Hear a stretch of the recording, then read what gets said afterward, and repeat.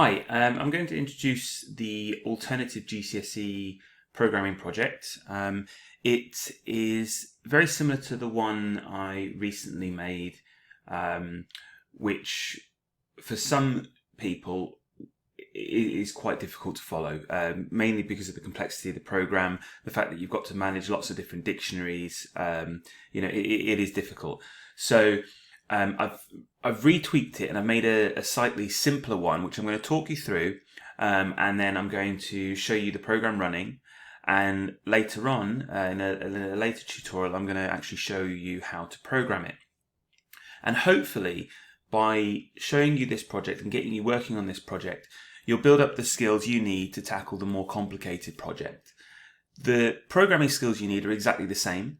In that you'll be creating menu systems, using while loops, you'll be using dictionaries, you'll still be importing data from a CSV file and things like that.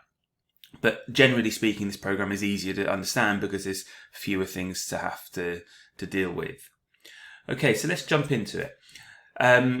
The idea behind this project is to calculate the total income that you would make from a particular showing of a film. Okay, and there are three different types of tickets. You've got adult ticket, pensioner ticket, and student ticket, and each one has a different price associated with that.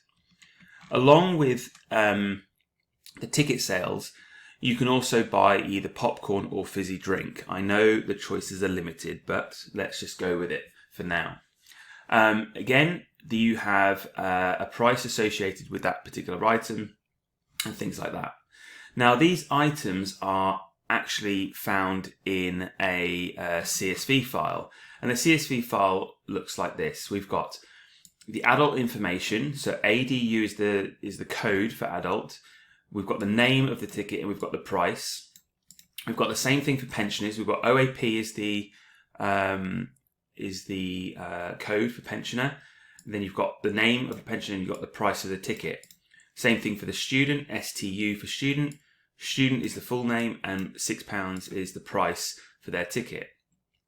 We've then got PC for popcorn and it's £2.50, and we've got FD for fizzy drink and it's £1.30. So all this information is stored in one file, and we're going to have to take that information from this file and put it into our program. I've included some calculations that you're going to need to make. So, for example, the total adult seat income is equal to the number of tickets sold multiplied by their price. Same thing for the students. It's the number of tickets sold multiplied by their price. And the same is true for the popcorn, the fizzy drink, and things like that. The total income, or the total tickets income, is equal to those three things added together. The total food and drink income is equal to the popcorn income and the fizzy drink income.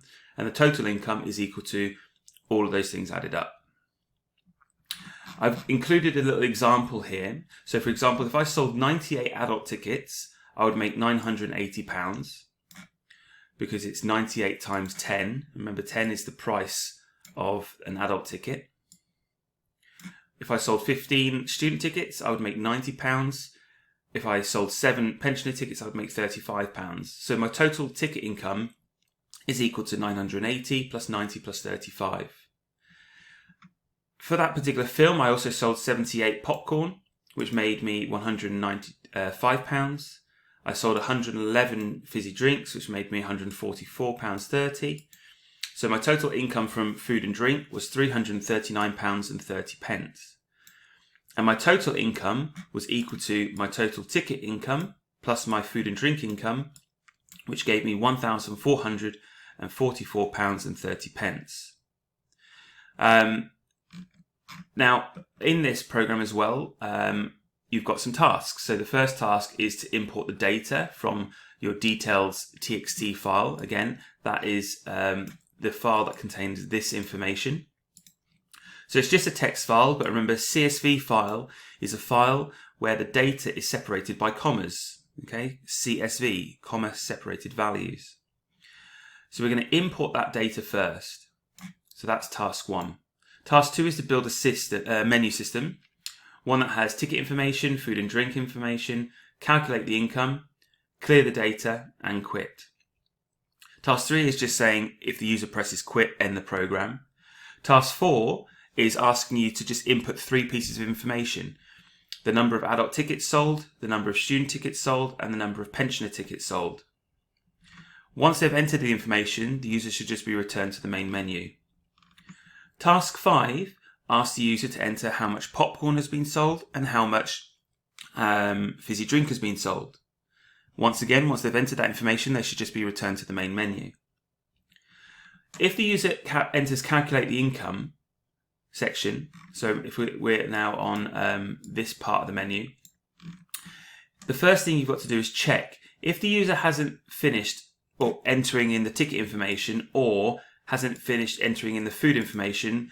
A little error message should appear saying you need to do that first, come back when you've done it. If they have done those 2 things, then the program should output some information, and I've included what that information should look like. So as a little run through, this bit of the brief just shows you what the menu system looks like, and the red things are the things that the user types in. So for example, the first thing is they press number 1, they then enter in the values of the number of tickets sold, they then return to the main menu. If they press 3, you get that little error message saying you've not completed section 2, please complete this first before returning. So they go to number 2, they say they've had 78 pieces of popcorn or portions of popcorn sold, 111 fizzy drinks sold. They return to the main menu. They then press 3, and then they're presented with the income. So total adult income was £980 because that's 98 times the £10 it costs for the tickets. Student income as well, and then the pensioner income, and then the total income are these 3 things added together. Popcorn income, fizzy drink income, food and drinking income are those 2 things added together. And the total income is obviously just the food and drink income added to the ticket sales income. And then if they press 4, they would reset, but in this case they've pressed 0, so the system has just quit and said goodbye. And then the final section is 7. If they press number 4, all their options is reset, so it's like they've gone back to the beginning of the program. And that's it. That's the project. It's really, really straightforward.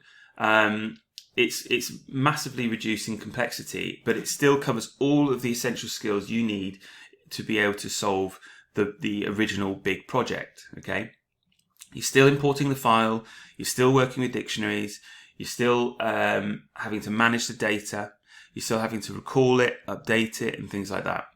So the skills, and this is something that a lot of people maybe don't appreciate. But when you're programming, really you're using the same skills for pretty much all of the programs that you write. The only difference is how you use those skills.